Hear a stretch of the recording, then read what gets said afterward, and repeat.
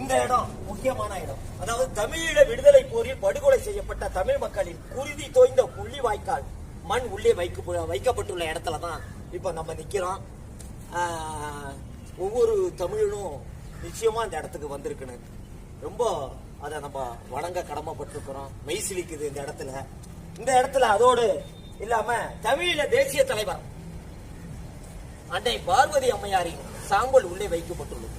அதாவது தேசிய தலைவர் பிரபாகரன் அவர்களுடைய அன்னையாருடைய பார்வதி அம்மாருடைய சாம்பல் உள்ளே வைக்கப்பட்டுள்ளது. அந்த இடத்துலயும் அந்த வீரத்தை ஈண்டெடுத்த அந்த அம்மையாருடைய சாம்பல் இருக்கிற இடத்துல நிக்கிறோம். அது இந்த இடத்துல நம்ம கைகூப்பி வணங்குறோம். ஒவ்வொரு தமிழனும் இந்த இடத்துக்கு வந்து பார்க்கணும். நிறைய பார்க்க வேண்டிய உணர்வுபூர்வமா பார்க்க வேண்டிய இடம்.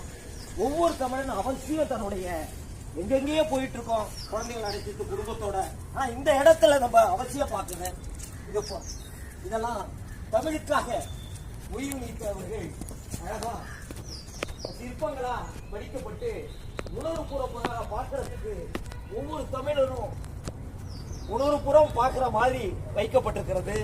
நம்ம தமிழ் இனம் தமிழ் வீரர்கள்லாம் எப்படி தமிழுக்கா இருந்தாங்க, தமிழ் எவ்வளவு பழமையானது, அந்த தமிழர்கள் எந்த அளவுக்கு வீரத்தோடு அந்த தமிழையும் தமிழ் இனத்திற்காகவும் உயிரை விட்டுருக்காங்கிற ஒவ்வொரு தமிழர்களும் நாம் வந்து நிச்சயமா சிந்திக்கணும்.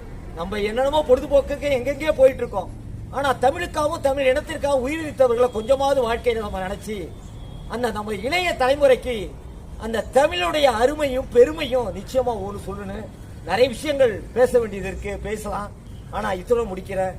நான் இந்த வாய்ப்பை ஐயா கொடுத்தவருக்கு காவலாளி ஐயா தான் எனக்கு உறுதுணையாக இதை சுற்றி காமிக்கிறதுக்கு உதவி செஞ்சாங்க. அவங்களுக்கு நன்றி சொல்றேன்.